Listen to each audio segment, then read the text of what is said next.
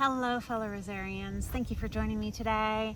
It is a gloomy day, but what makes any gloomy day better? An unboxing.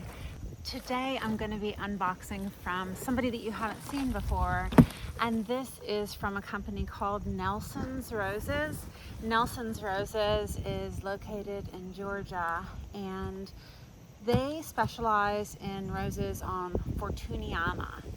Now, as a reminder, there are three main rootstocks that you can find in the United States when you're buying roses: Dr. Huey, Fortuniana, Multiflora, and then of course own root, which is not a graft, it's own root. So three main rootstocks. And if you want to know more about the rootstocks and what that means if you're new to roses, I've done a video and I share a little bit about each of those rootstocks, what you can expect, and what growing areas they are best for.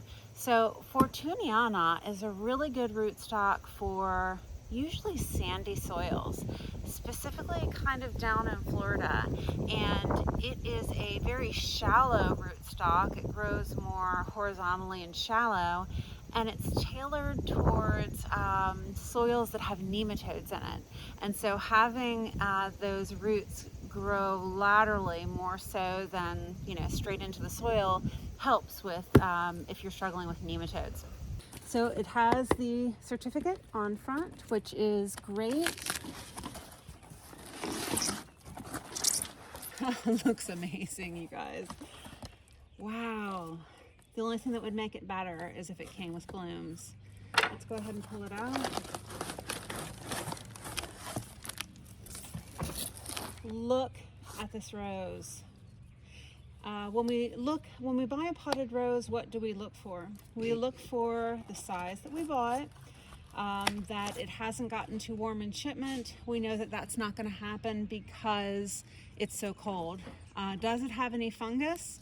It does present here on one of the first leaves I look at, but we know how to deal with that. We're just going to go ahead and take that off.